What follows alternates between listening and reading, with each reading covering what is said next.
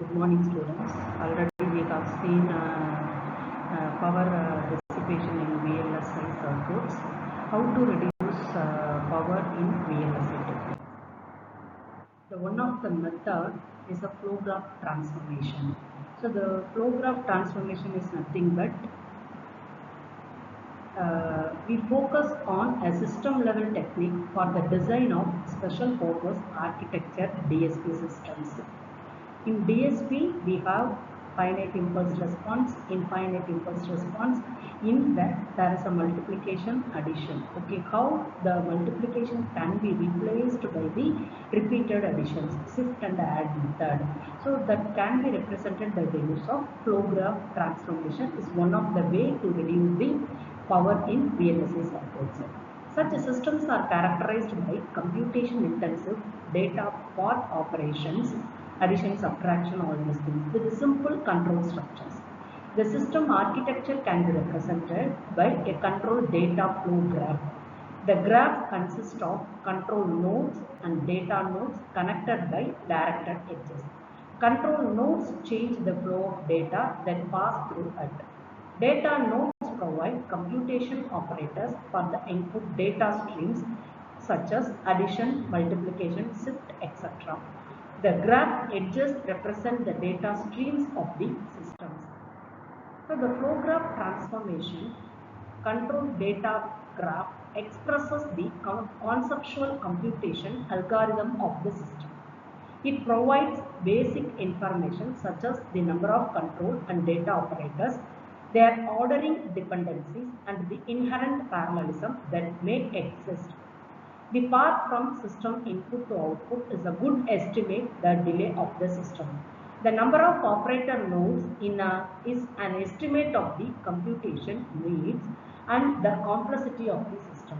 A control data flow graph is often the starting point to derive the actual hardware architecture of a system by mapping the operator and the edges to actual hardware modules and buses respectively.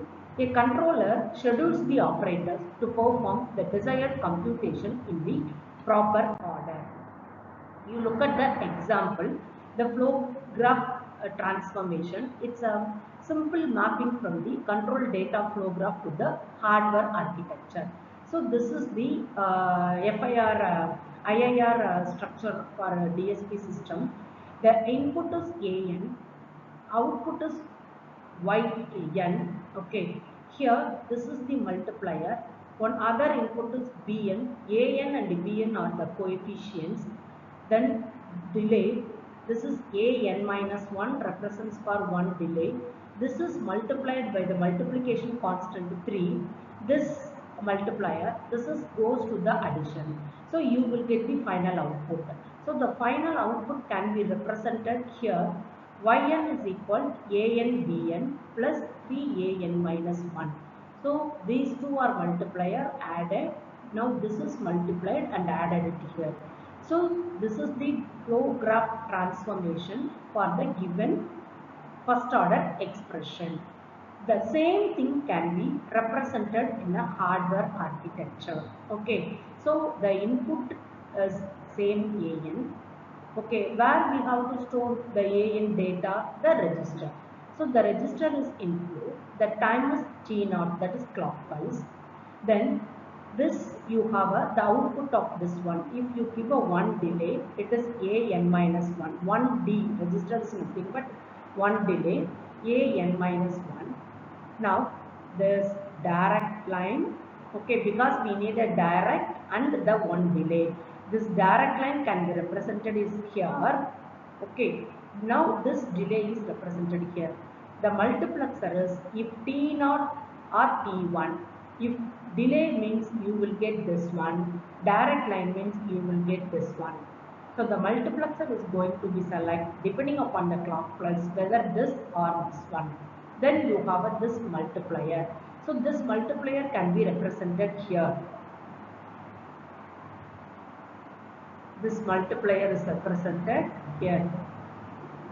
Okay, this delay is represented here, register. Now you have a 3.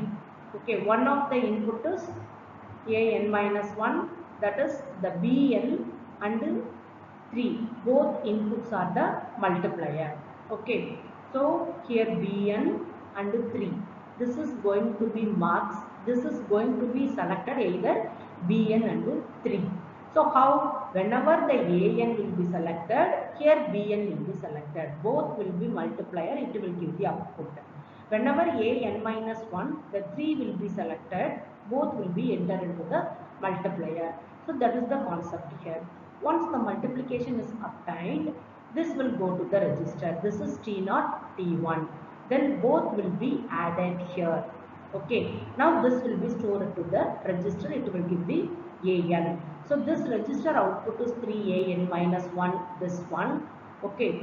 So here, this product can be represented here. This will be represented here. Okay, now it added, it will give. So how a design flow graph can be represented in the form of hardware architecture. So this is the way we have to transform it. Now, to reduce the power, what are all the things we can do for the hardware architecture?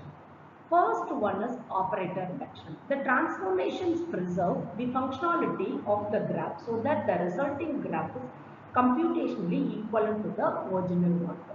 The transformed graph represents an alternate hardware implementation with a different trade-off.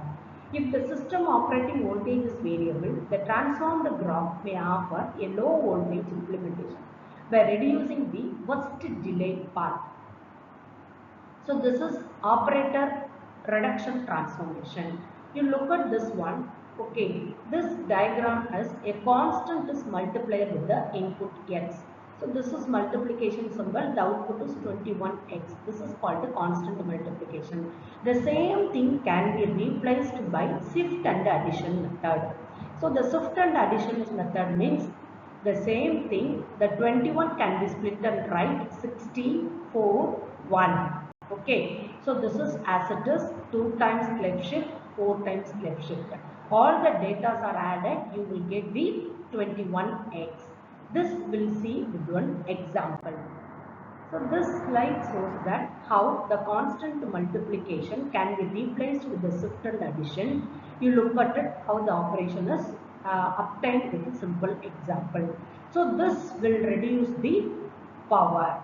Okay. Now this multiplication, you take x is 3, 21 into 3 is equal to 63. This is the equivalent binary number. You multiply by 3, you will get the 63 equivalent binary number.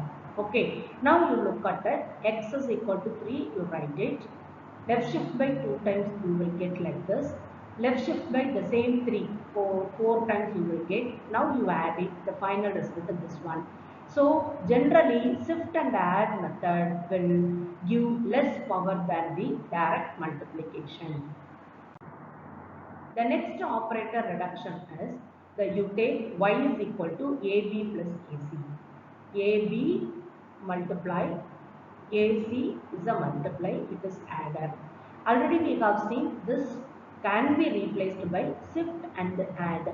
So here two different operations are obtained. Okay, this can be replaced by a single one. The multiplication by an integer constant can be replaced by binary shift, add and subtract operations, which may be power efficient. Rearranging the order of computation can also lead to fewer operations and lower power as shown.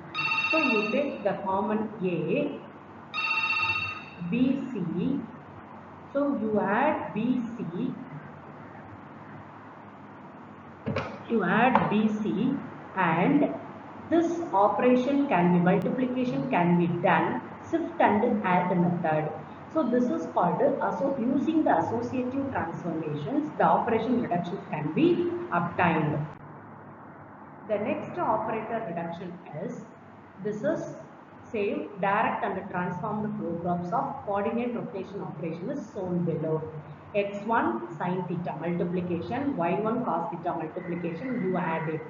Similarly, x1 cos theta, y1 minus sin theta, you add it here. This is x2, y2. So the thing can be reduced as small as the number of input can be reduced. Okay, now wherever there is a multiplication, you can use shift and add method.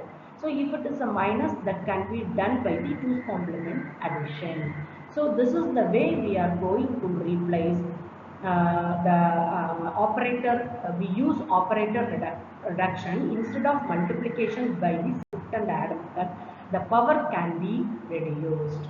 So this is the one of the method to reduce the power in VLSI techniques.